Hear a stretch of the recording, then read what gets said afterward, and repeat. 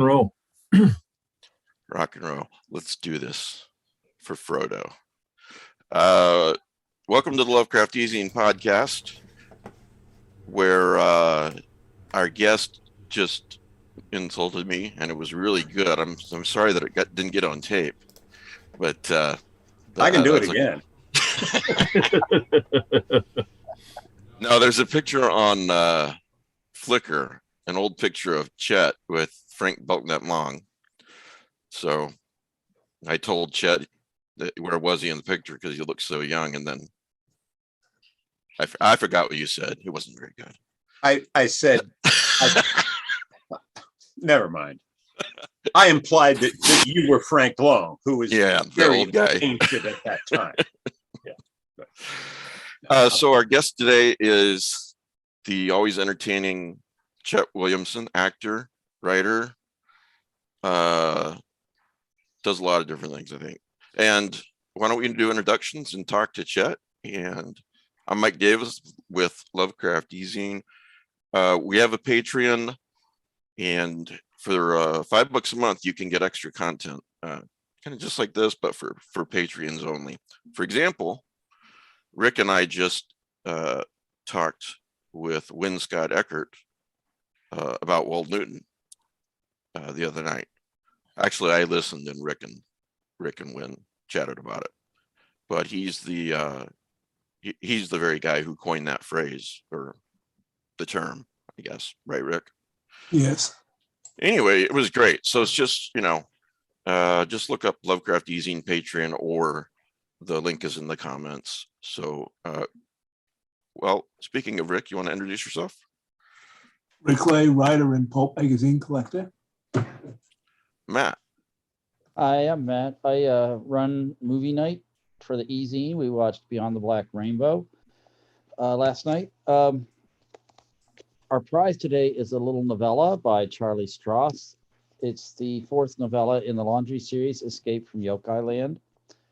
You could win this, possibly. We'll randomly draw a winner in about 6 weeks. And if you want to win, send an email to ezineprizes@gmail.com and put yokai in the subject heading.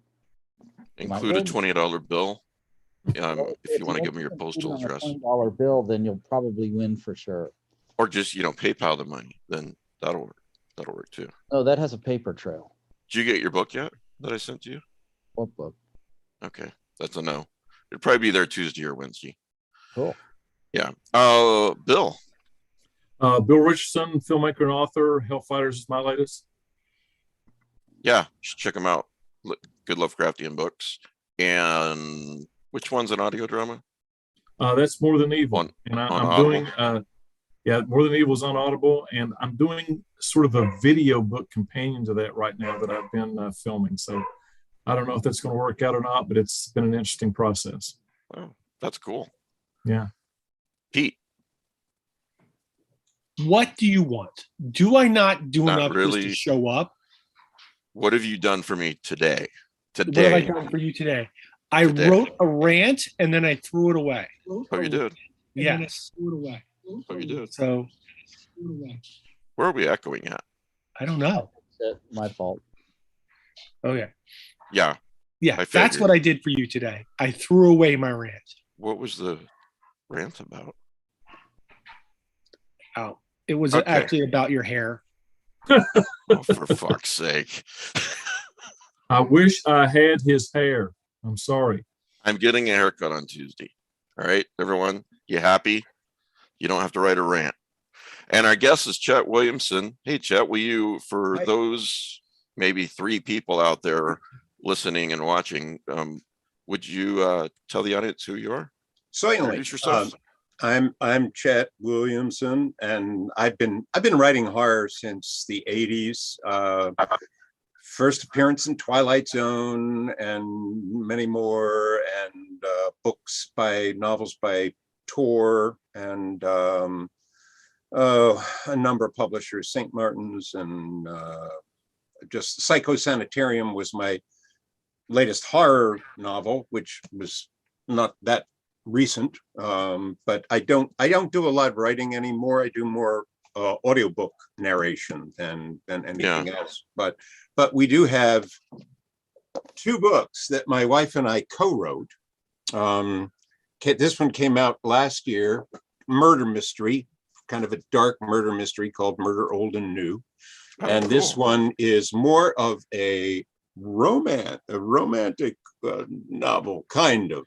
It takes place in Ireland, and it has to deal with the troubles and some mistaken identity and so it's that people one's getting blown up in explosions. For those listening later, that one's titled A Step Across. A Step Across, yeah. And the first one was what? Murder Old and New. Okay. About a woman who runs a nostalgia shop where she sells pulp magazines, among other things. Oh. And she gets involved in a murder that took place way back in the 30s that has parallels with possible crimes that are possible murders that are taking place in the present day. Are these available on Amazon Prime? These are Kindle? On Amazon, yep, both as audiobooks and as books. And Kindle. Did you do the narration on them, Chet? I did the narration on A Step Across, the Irish book, but I didn't. The Murder Old and New is from a woman's point of view. So a good friend of mine who narrates audiobooks, Marianne Jacobs, did the narration of that one. Did a very nice job. One of my live viewers says, Kenneth says, I cannot read a Brian Keene book without hearing Chet's voice. He's a fantastic narrator. Click, click, click, click. Yeah. I just finished the 3rd Clickers book and discovered that there was one of my edits didn't go through. And so it has a thing where I'm doing dialogue and I stop and go, oh shit. There's a dead space and then a pickup of another paragraph. So we are correcting that today. So that's for one of Brian's books? One of Brian and Jesus Gonzalez. No. You should leave that in there. I'm surprised Brian's not leaving that in. I'm just saying, if anyone out there got that, download it again. I think you limited edition oh shit version. Special oh shit version. Chapter 19, the oh shit. I could have said a lot worse. I'm surprised it was as mild as oh shit. Like, God damn it, I'm so fucking sick of reading these Brian Keene books. No. I like reading Brian's books because they sell really well. Yeah. And they're fun. And Clickers is just crazy. I love it. I got to pronounce what's that quote? I can't do it now. I have to look at the phonetic thing, but Fog Nashtan Cthulhu Thon, that thing.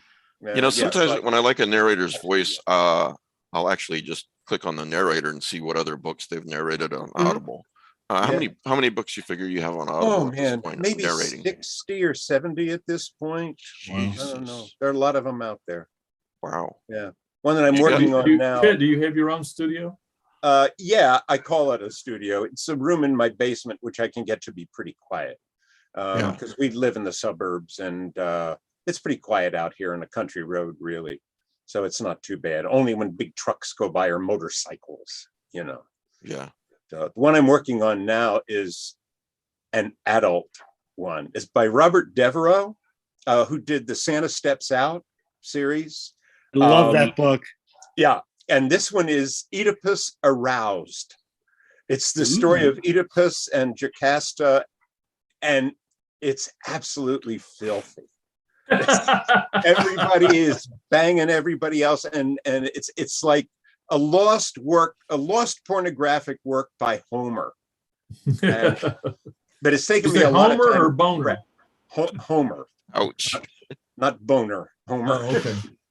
But there's so many Greek names, and fortunately Robert sent me a complete pronunciation guide, which really helps. But I'm going to get to work on that soon. You got a fantastic voice. You really do. Thanks. I used to act and stuff. I haven't done much acting in the past few years, just because of COVID. COVID shut down everything. Yeah.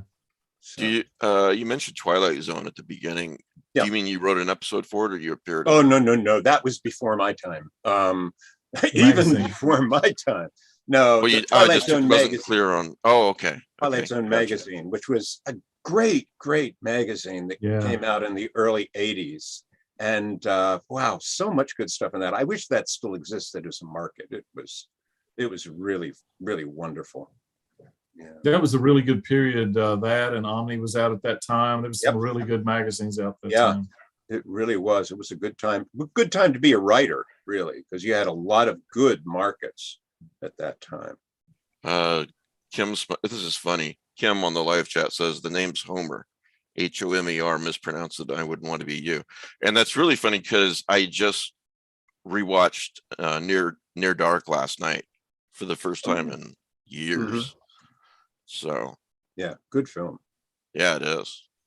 Can you kind of just sort of, the picture of you with Long just makes me want to ask you about those days and maybe tell us a few stories about, the cons and the other writers you interacted with and so forth. I'm not sure what questions to ask, but that first World Fantasy Con. I mean, I'd been involved in Lovecraft fandom, probably starting around 1973 when the Esoteric Order of Dagon started, which was an amateur press association. You wrote 3 poems for that. What's that? You wrote The Lunch Bag? Yes. The Lunch Bag, which then became Crumbling Relics. So there were more Crumbling Relics than there were lunch bags. But yeah, that was great. I was in it for about 10 years. And I think I dropped out in 1983 when my writing started to pick up. I figured I'd spend more time with that than I would writing fanzines. But I had a great time doing that. And I was able to meet socially with some of the guys who were involved, who also, in the EOD, the Esoteric Order of Dagon. But 1975 at the first World Fantasy Con was where we really all got together, and that was just incredible. I mean, you had Manly Wade Wellman, you had Frank Belknap Long, you had H. Warner Munn, you had L. Sprague de Camp, you had everybody with first initials in their names. But I mean, C. Williamson guys, yeah, right. But these guys, and it was the first time most of us had ever been to Providence.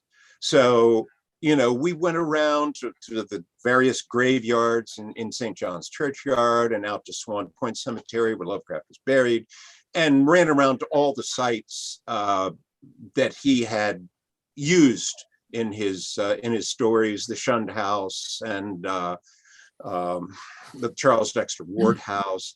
And it was the first year we had the World Fantasy Awards. And Gahan Wilson was there. And I was thinking about him the other day, Willis Conover, who did Lovecraft at Last, who was a very young correspondent of Lovecraft's when he died. He was there. And Robert Bloch, oh my God, that was like my main man at the time. But, I have where you got that picture on Flickr, there are a ton of other photographs there of us hanging around with these guys in hotel rooms, and just to hang around with Bob Bloch and Frank Long and and hear these great old stories was just like we had all died and gone to heaven. And not to call you old, but that was what, 47 years ago, something like that.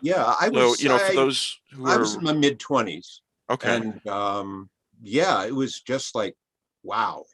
For the Lovecraft fans now, for the weird fiction, cosmic horror, and just horror fans now, I mean, just give us a flavor of that. I know it's a long time ago. It is, but I mean, there was such a newness to it. Now you go to cons and it's like, oh, the same old panels and yada, yada, yada. But we would go to these, and I taped with small cassette recorder. I taped every panel and every speech and every, everything, and transcribed a lot of that stuff for my one copy of Crumbling Relics. I thought I took a lot of the stuff, most of the stuff that had been about Lovecraft, where people had mentioned Lovecraft and his influence and things like that.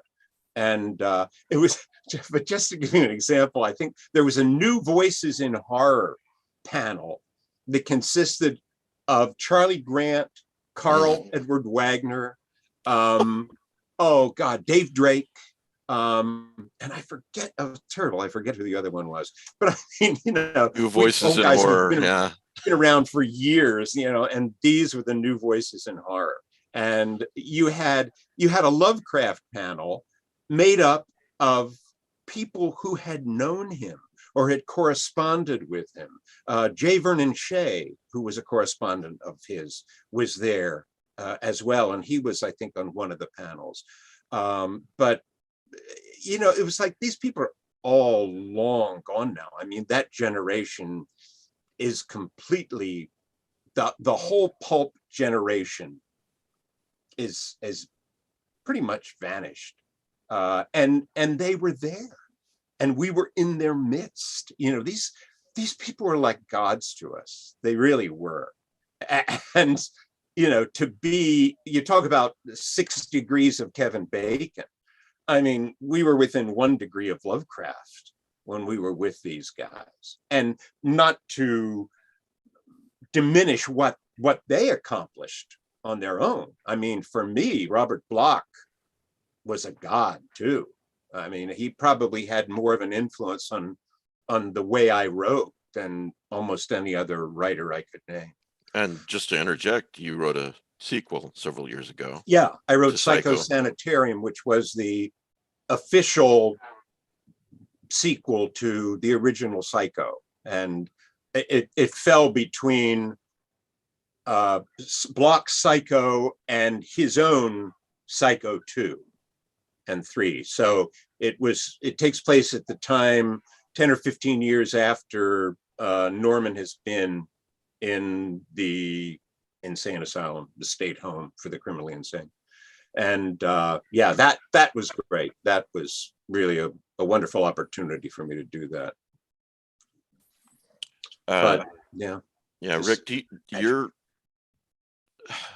the pulp guy. You want to throw some questions at Chet, or do you have any? I have to think for a minute.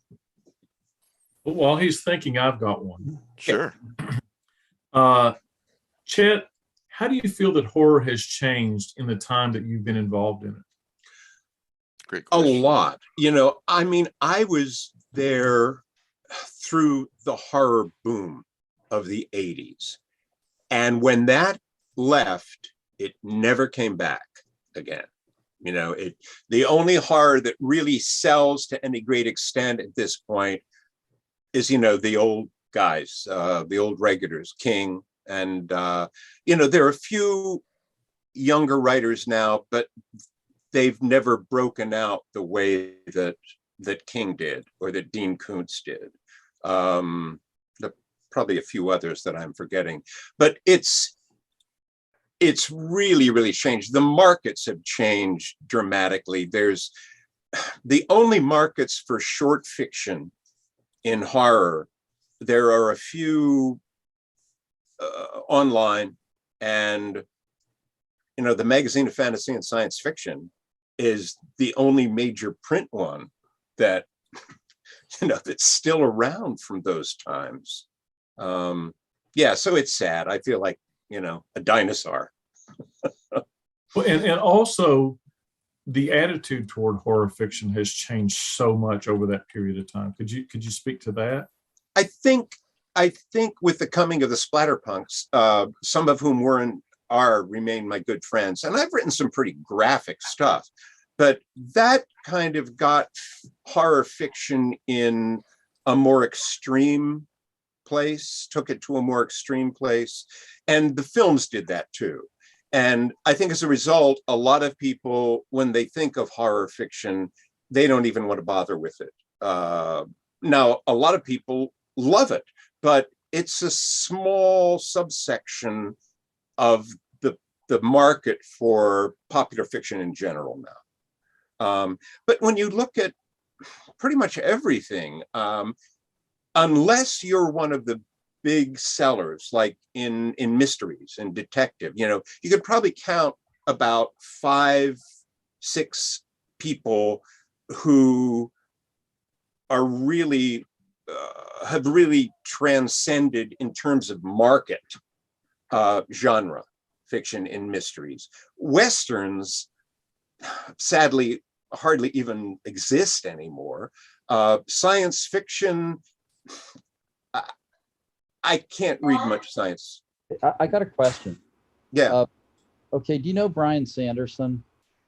I know the name. I don't know him Modern personally. author of epic fantasy. Mm-hmm. He spent 20 years building his name and brand and series. Yeah. He just ran a Kickstarter. This guy, yeah. He made it's at least 25 million. Exactly. And the question is, are there any other authors nowadays in genre type fiction, because this was epic fantasy, who could pull this off? And it's really hard to think of anyone because they haven't spent the effort that he has developing his marketing and brand. I would think like Stephen King maybe, but he wouldn't even bother because he's already worth. I don't know because I didn't even recognize his name when that story came out. I've never read his works, but I don't read epic fantasy. No, it's like if you haven't been reading epic fantasy from like the 90s and the past decade, you wouldn't know his name. Mm-hmm. Well, I mean, I basically stopped with epic fantasy. I read tons of it when I was in college, and that was a long time ago. And I overdosed on it. I didn't even read the Game of Thrones series until it hit. It was such a terrific TV series. I thought I should read the book. So I did. But that's it. I have no idea how this guy was able to pull that off. Well, he spent a long time doing groundwork for the last 20 years, like a fan base, a brand, a name, getting himself out there, and also having an infrastructure to take advantage. I'm just thinking, like in horror at this time, Stephen King couldn't even be bothered at this point, I'm sure. No. But could you think of another name in horror who could pull something like this off? I can't. And again, that's been such one of the biggest major changes in writing has been when we started out back in the 70s, back in the 80s, you didn't have to promote yourself all that much. And now it's 90% promotion, 10% writing. And that's one reason why I kind of drifted away from everything, because I thought, I don't want to do all this. I mean, I have my own website, but I haven't touched it in 5 years. And I mean, I've had books come out since, but it just doesn't, I'm not on BookBub, well, I am, but I never do anything with it. I mean, I just don't promote. And if you're going to write today and you're going to be successful doing it, you have to do that. I mean, I'm just too big an old fart. I'm semi-retired. I figure I don't really have to do much of this. And I sound like Larry David there. But if you're a young writer, you've got to do it. You've got to sell yourself every minute, and you've got to be constantly in the reader's face. And I mean, people who can do that, more power to them, because they're not going to make it if they don't. It's unreal when I get arts from like Torn Nightfire and everything on the paper on the back and all the different things that they're doing, right? And I'm like, wow. And this is, a smaller press is trying to attempt to do this too. They have to. You have to. And I mean, a lot of this stuff, most of this, the stuff that's being done in horror and fantasy today simply doesn't interest me. What does? I don't. What does? Not much. Well, you know, the first time I met you, I had you on to talk about Charles Grant, because as you know, what a fan I am of him, of his work. I've never met him. I never met him before he died. But is that where you lean to, or you're more the Robert Bloch school? Charlie was almost. I think Charlie was a really good writer, but he was almost too quiet for me. If that makes any sense. Sure. I kind of shy away from moody horror like that. For me, everything is in character.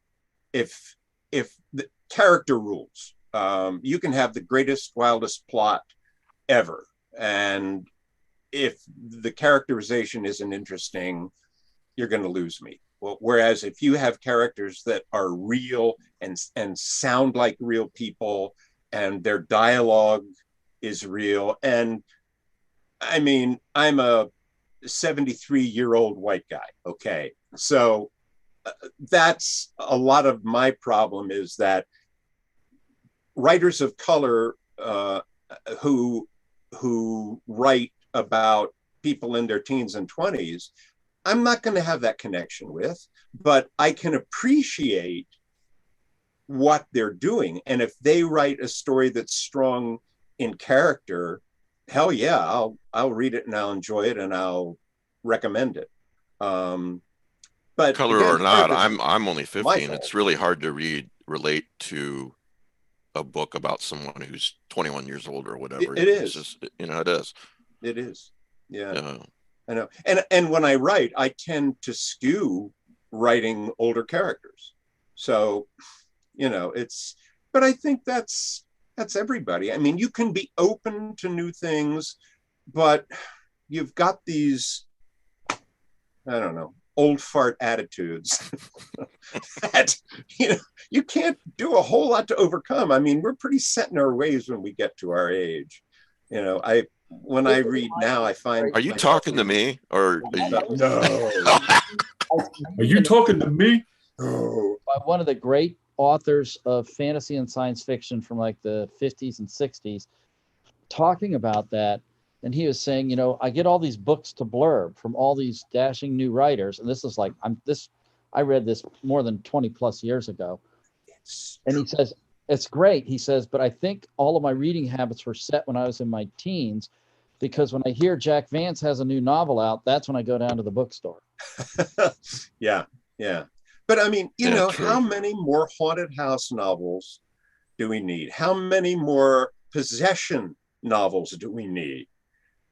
And I mean, you can say that, well, they're doing something new with it, and they are. And I mean, I worked with old tropes. You know, my first novel was a haunted house story. My second novel was a haunted town story. So I've worked with those tropes.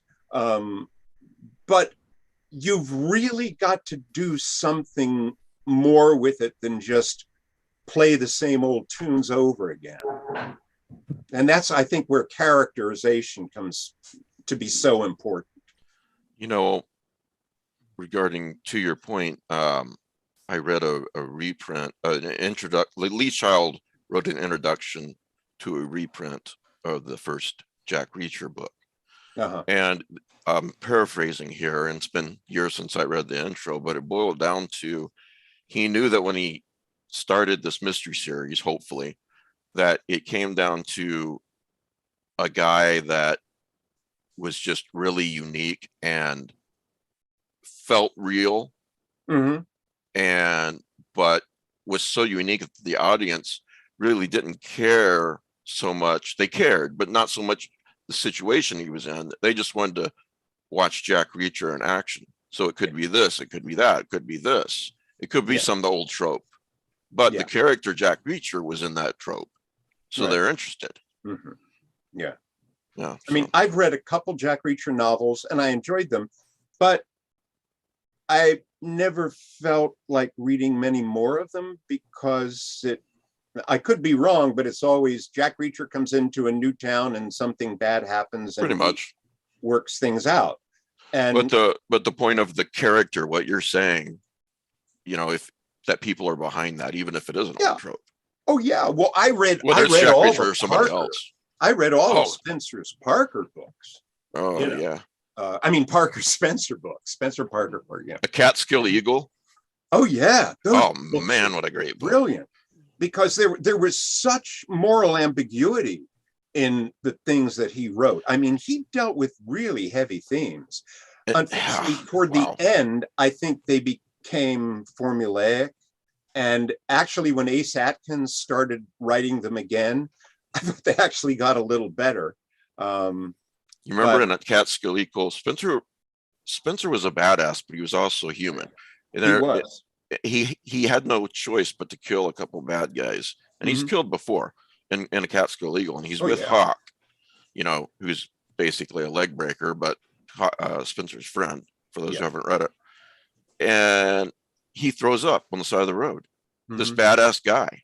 Yeah. And, you know, you feel empathy for that guy. In another earlier book, he had to kill a guy, and two cops showed up, and Spencer was crying. And the younger cop had been through a lot of experience, and the older cop was basically just a jackass. I think this is looking for Rachel Wallace. And the older cop starts to make fun of Spencer, and the younger cop says, "Shut the fuck up. I know why he's crying. You don't." You know? Yeah. So just characters you could get behind, like you're saying. Oh, yeah. They were great. They were great. You know, Mike, I'm a huge fan of Nero Wolfe. Yeah. And I think Nero Wolfe is a great detective. He is a good person, but he's not a nice guy. He would rather you not be there. And, you know, he employs a whole bunch of people to stand between you and him. Right. Because he doesn't really want anything to do with you. And, you know, half the book is him making up excuses while he doesn't want to deal with you. And when he finally deals with you, you are put in your place, and you will sit there in the yellow chair and take your abuse. It's the Holmes thing. It's the Dr. House thing, you know. Right. And that was a series which ended when Rex Stiles wrote A Family Affair. That should have been the ending. And unfortunately, they had somebody else continue it. There was no reason for Robert Goldsborough to write new novels. It reached a logical ending. Yeah, you're right, Rick. I've read some of the Goldsborough novels. They're okay. They're not great. And, you know, he's shifted gears even further. He's writing Archie stories that really just don't have anything to do with Nero Wolfe. And honestly, Nero Wolfe had been stretched out so long already. You know, Archie had been the young bachelor for 40 years. Right. It's time to retire him. And if you look at it chronologically, when they wrote that last novel, Wolfe was like in his 70s. Archie would have been in his 60s. That's the time it ended. Chet, you mentioned in 75 and at that convention that you taped all the panels. Yeah. Do you still have those? You know, they're on cassettes. I went back and listened to some of them, and they're really rough. I mean, they were hard to make out at the beginning. You know? Yeah. And they're even harder now. That's I'm envisioning a Kickstarter to get those digitized and make them available, you know, to everybody. So they were on audio cassettes? Sorry? I mean, audio cassettes? Audio cassettes. Oh, they were on cassettes, yes. But see, the thing is, we watched this show, you know, Archive 81. They're experts now who can take those old tapes and clean them up. That's my point. That's why I'm not telling you what to do, Chet. I just think I'm envisioning like a Kickstarter that would, raise enough funds to do this and to clean them up and digitize them, because that's horror history right there. Yeah, make them available. I'd love to do that. It's like Archive 81. Yeah. Well, I mean, it's like sharing the photographs that I did on Flickr. I wanted people to be able to see that and to see, who was there and everything, and to be able to hear it would be even greater.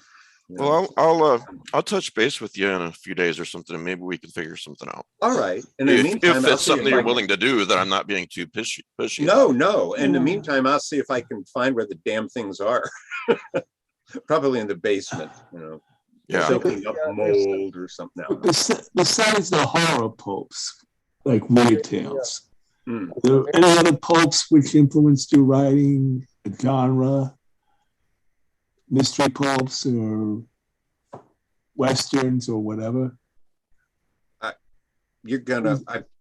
couldn't catch that. The mic is so. Yeah, well, I'm gonna send you a new mic, Rick. Besides the horror pulps, weird tales, were there any other genre pulps that particularly influenced you? Were there any other genre pulps? Yeah. Genre folks? Richard Matheson. Yeah, definitely. Probably Charles Beaumont. Those guys were such great writers and such great storytellers. And again, you really believed their characters. Bloch wasn't huge on character as much as he was on story structure. I always loved Bloch's story structure because he always built his stories backwards. And when you do that, you can't start without an outline. I mean, you have to outline before you can shift into reverse. But Matheson, I think Matheson brought out, and Beaumont brought out, a whole new way of approaching fantasy as a modern art. They took it out of the old castles of weird tales and really made horror contemporary. And I think that's the kind of horror that I really like more than anything else. The quote in Jurassic Park where I forget the actor's name, and I really like him too, but he says, he's kind of deriding the scientist. He said, "You stood on the shoulders of giants and did this." And my thought was, first of all, that's how science works. You build on, you build your knowledge and you build your knowledge, and it's not just you. But and with so many talented writers working today, young and older, but it's important to, in my view, it's important to remember, or at least have a flavor of how it was, back in the 70s, back in the 80s, what it all was built on. And that's, that's what, one of the things I want to get a flavor from you from, like that first convention. What would you say to a young writer working today to kind of give them a flavor of that era? There's something, if there's one thing missing in today's science fiction and fantasy, it's that true sense of wonder that, especially, it's so funny, but because I wasn't even around when this stuff was being written. But when I discovered the F. Orland Tremaine astounding period in like the early to mid 30s, before Campbell took it over, there was a sense of wonder about some of those stories that I don't think has been touched on since. That whole idea of the infinite possibilities. And today, it seems that we have an awful lot of, okay, this is the end of the world, and we have to deal with it, and it's become a trope and cliche of its own. I don't know. I don't find very much positive about science fiction, and I think it's maybe because today's science fiction and fantasy writers haven't read the old stuff the way that we did. I mean, there there was so little of it back then that my generation could read pretty much everything. And today there isn't. They read what's being written today, and they really have no interest in going back and looking at like Sprague de Camp or Fritz Leiber or, God forbid, Doc Smith. And John Campbell, I mean, as much as he did for science fiction today, we're at the John Campbell was a fascist thing. And yeah, maybe he was, but I don't know. It seems like the older writers are being denigrated for not being as woke as they should have been at the time. Well, I mean, all we can all do is try and learn and do better, right? Yeah, absolutely. Absolutely. Well, there's this sense of awe a lot, but it's more along the lines of that sense of Lovecraftian awe, cosmic horror. It's, the universe is infinite and you're a speck. Now, I think about, I'm an old time radio buff, and I think about even a show like X-1 science fiction show. It was all the lead-in was a million could be years on 1,000 maybe worlds. Yeah. Right from there, you have this sense of, wow, anything can happen. And, so I get some sense of what you're saying. Yes. Yeah. And with today, a science fiction radio show would be, which dystopia shall we visit this week? But you know what? I think a lot of that thinking is basically post-50, post-atomic bomb. And I think that sort of Damocles that hangs over the earth now has seeped into the psyche of so many people. Yeah. Many of us here were from the era where you hid under your desk, you had drills for hiding under your desk. That stuff sticks with you. Oh yeah. And I'm not sure that the post-20 or the 21st century writers who have been born after 2000 could maybe say that, but that from that second half of the 20th century, that negativity of that fatalism, it just seeps into people. It all started when we had to duck and cover, I guess. Yeah. Yeah. Well, I read so much. I get sent a lot of arcs, and I read so much that's just so great today. There's a lot of great horror and science fiction going on. It's just not the same as it was several decades ago. And that doesn't mean one's better than the other. It's just, it's good for people to look back and remember, have a history of where their genre came from, I guess is what I'm trying to say. Yeah. So, yeah. Guys, got any more questions for Chet? Yeah, I got a question. I'm just trying to figure out when you come into science fiction and horror from during the early paperback era, because I think the pulp era was dying out when you were a kid. When did you start? Did you get into horror and science fiction through paperbacks or pulp magazines? He said, did you get into science fiction through paperbacks or pulp? Oh, paperbacks. Yeah. Because I think the pulps had died out. Right? Yeah, and then I got into the pulps through reading the paperbacks and seeing, okay, these stories are from Weird Tales, Strange Tales. What the hell are those? Yeah, because those Ballantine horror paperbacks of the late 50s and early 60s, they were that was the cow I went to for the milk. I mean, and when I found out there were these old magazines, you couldn't find them anywhere though. I mean, outside of fandom, I found one Weird Tales in an old magazine store, and that was it. they just didn't show up. You had to go to cons or no collectors or no dealers, and eventually I did. But yeah, it was the paperbacks. Thank God for those, because they were great. Those, and that was when they were 50 cents. Yeah, 35 usually. The Valentines were 35. Right. For me. Yeah.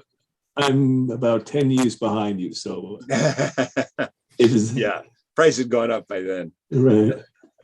And I used to go to a bookstore, at least when I was collecting them, everything was Edgar Rice Burroughs. Mm. Yeah. In the 60s. Yeah. And cover art was important. Oh man. That sold a lot. I would not have bought Conan if not for Frank Frazetta. Mm-hmm. For those asking, what? It said that if you had a Frank Frazetta cover on a fantasy novel in that era in the 70s, you would more than double your sales. What would have to be on the cover? Frank Frazetta.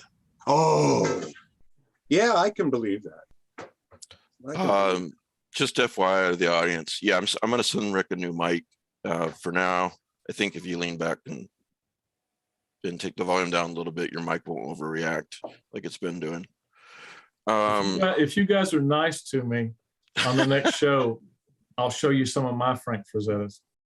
Oh, all right. I'll be nice to you. Okay. Well, it depends on what you mean by nice. Nice enough that you'll send us some of this art? Oh, I don't think I'll be sending it to you.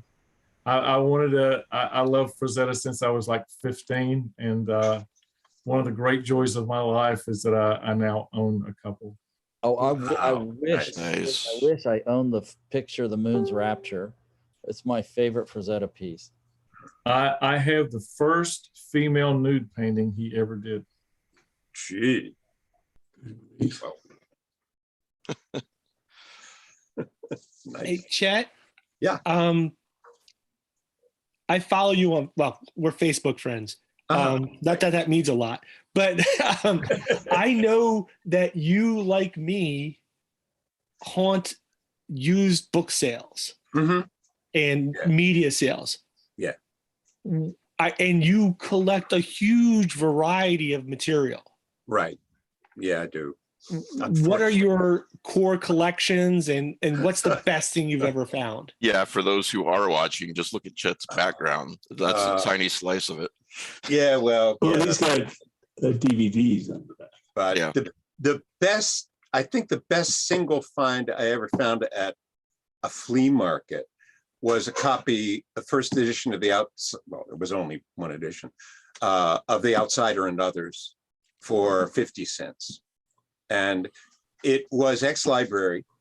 So that was, so what? I don't care, 50 cents.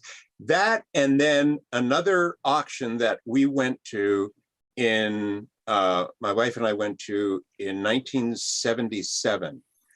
And I wound up buying a couple piles of pulps and went back and bought the rest of the pulps that weren't in the auction and filled the bed of a pickup truck with them. And in there were the first year of Astounding, the first 6 years of Amazing Stories, all story magazines from 1913. The oldest one was The Warlord of Mars. The Tarzan wasn't in there, unfortunately. But through the teens, tons of great stuff. Not one Weird Tales, not one Strange Tales. And then from that same guy, I bought 20,000 vintage paperbacks, most of which were in mint condition. He had started buying when paperbacks started first being printed, and he had a standing order with Pocketbooks and Bantam that they would just send him their new books every month, and he would send them money for it. And it was all fiction, well, except the ones that were in a string. Like there were a lot of nonfiction Valentine books, but it was the same with the Ballantines. It was just an amazing collection. And I still have a lot of key copies of those. Books that didn't interest me, I sold off over the years. And, but yeah, that particular find was the once in a lifetime find of in terms of volume and quality of stuff. Now, as far as your will is concerned, do you need my address updated for the stuff that you're going to send me, or I can send you? We need to think about that, because it's like True. My son, he lives in Japan, and he doesn't want this stuff, so I Right. have slowly been selling things off on eBay, and I've been selling some things at Pulp Fest. But, there's a ton left, and I just don't know. My wife constantly says, should I do with this stuff? And, but I have a huge music collection too, CDs everywhere. I mean, jazz, tons of jazz, blues, classical, sets, and oh my God. And you can find more and more CDs these days, because they're like records were, 20, 30 years ago, because people are getting rid of their CDs and just streaming now. So I'm finding some great stuff. Listen to this. This is a public service announcement. Mhm. And I forget who sent this to me, but thank you. I posted it on Facebook on the Lovecraft eZine Facebook page. Anyway, a place called Giant Nerd Books posted today, and they've got pictures. Bought a sizable Arkham House / H.P. Lovecraft / related weird horror collection a couple of years back. Finally dug it out of the back room, priced it all, and redid a front display case to house it. Now all that's left is for you to come in and buy it, and they leave their phone number too. So I suppose I don't know where they are, somewhere in the United States, but I'm sure you could negotiate. Whoever's listening and wants some shipping. So one thing Chet mentioned, and we said The Outsider and Others was ex-library.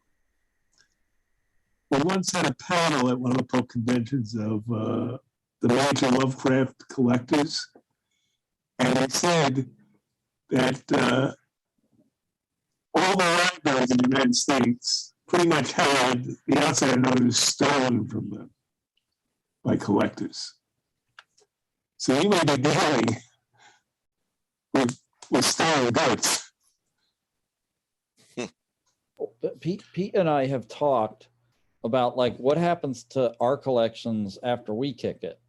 Like if my family doesn't want to go through the hassle of like finding a reputable dealer and selling it. For example, John Peelin, the editor, died recently. I don't know what's happening to the money, but did you kill him? Books are being sold by Centipede Press. And I don't know if the money's going to his family or if he's taking a cut or what. We have talked seriously about visiting the John Hay Library to see if they want these volumes. Yeah. And if they don't, like, for example, Willem Pugmire's library was sold off by St. Joshi, and the proceeds went to the John Hay Library to fund current and future curation of Lovecraft's materials, which is what Willem really cherished. Mhm. Good use of his collection, but Pete, do you feel a little ignored that Matt's not even considering sending us stuff to us? It's not even on the table. I'm going to dance in your crate, bucko. This would kill us if we absorbed either Pete or Matt's collection. Yeah, my true. wife would have a serious problem. It's not something I haven't thought about though. Mhm. Yeah. Yeah. You have to. Let me say, for somebody who's with completely different kinds of items, is that the world needs those. Not, as collectors, we keep things and we love having them, but the real value is that the world has access to those things, and really consider different kind of libraries and different kind of museums and Indiana Jones. institutions. It belongs in a museum. Exactly. As a representative of the world, I can actually curate those Frazetta paintings for you. No worries at all. Well, the libraries of the world are digitizing a lot of these things.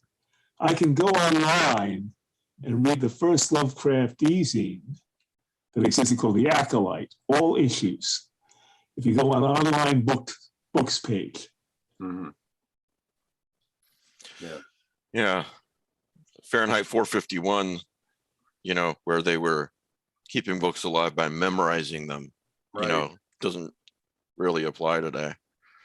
Anybody want to ask Chet anything else before we let him go? Chet's shaking his head. Yeah. Yeah, Get me out of what's here. next? I know you've got an audiobook coming up, and it sounds really, really Filthy. spicy. But what other things have you got coming up? Not much. I mean, there'll always be audiobooks, but I don't know. My writing has really fallen off. Well, I did a short Psychosanitarium is story. the last kind of big publication, right? Psychosanitarium. Yeah. Can you tell us a little bit, spoiler-free synopsis of that? Sure. Norman Bates is been about 10 years in the state hospital, and there is a new young psychiatrist there who is trying to bring him out of this induced state that he and mother are in. And as these things begin to happen, we discover that, some people are being murdered in strange ways in there. But Norman, is not the culprit. Norman is in his cell. So apparently somebody is doing something nefarious, and blood flows. Just say blood flow. Yeah. What was great about this novel was there were certain constraints put on you because of asylum. And that you couldn't do certain things because of what blocked it in asylum. Mm. And you got around those constraints masterfully.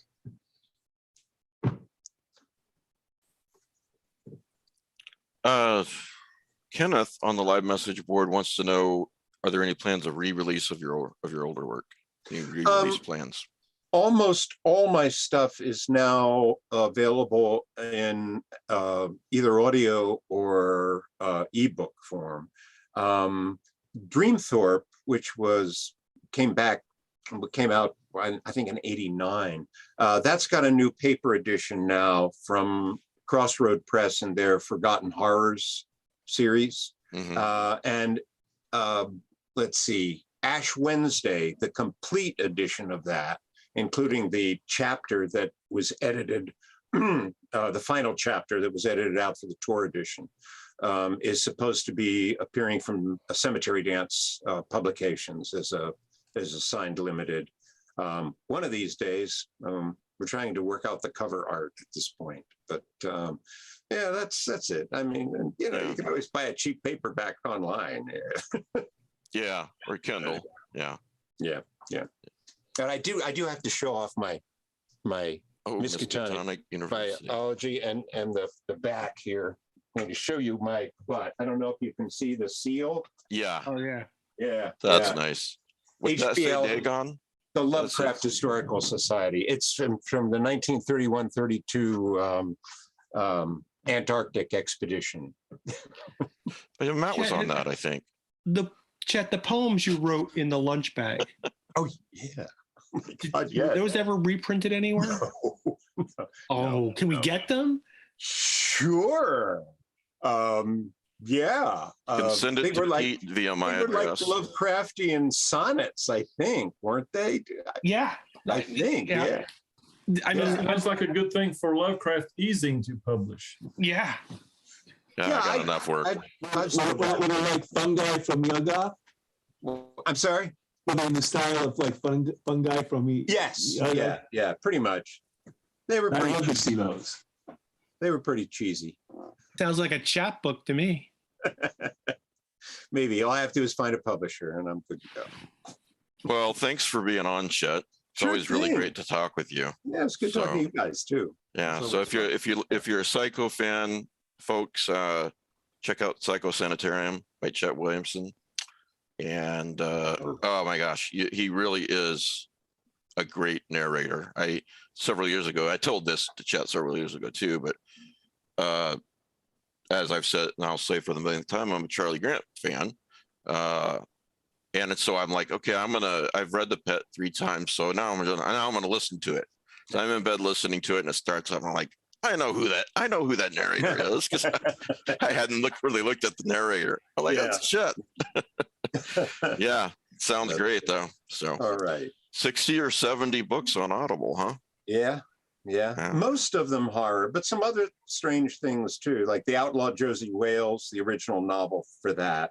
Yeah, which was Gone to Texas, and even some Irving Wallace stuff. There's all sorts of things out there. Yeah. Well, here's what I'm going to do. First of all, I want to thank you, Chet, for being here. Sure thing. Really good talking with you.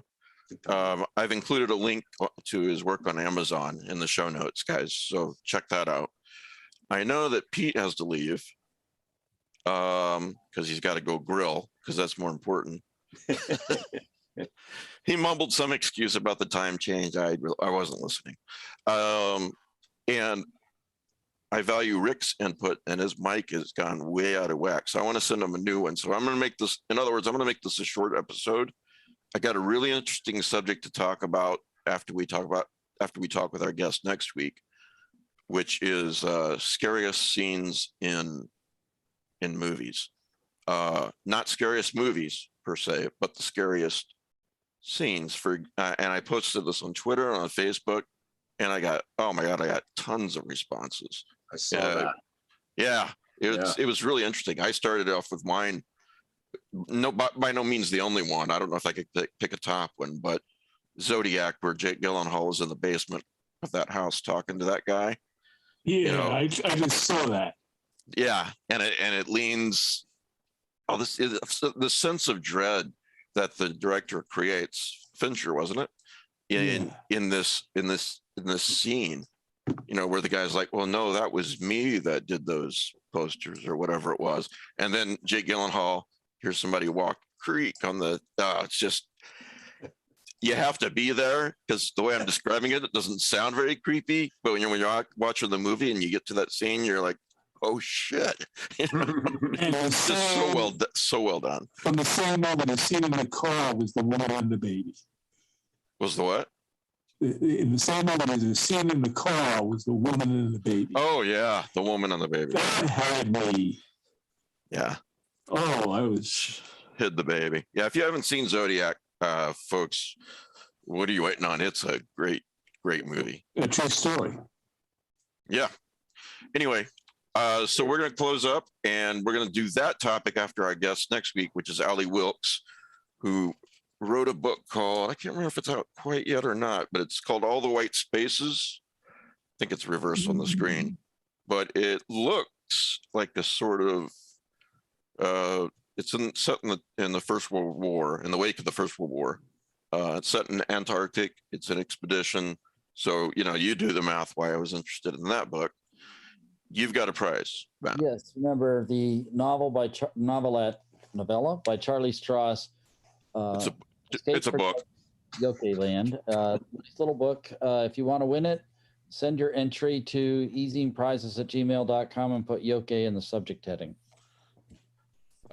James Harris says, I have 6 credits on Audible. Any other recommendations? Well, Sea of Ash is a great book, but you've heard me say that before. But yeah, thanks, Chet. Thanks, guys. Rick, we'll get you squared away. All right. And tackle that next week. I'll pass out. All right. Have a good one. Bye-bye. Thanks, guys. Bye.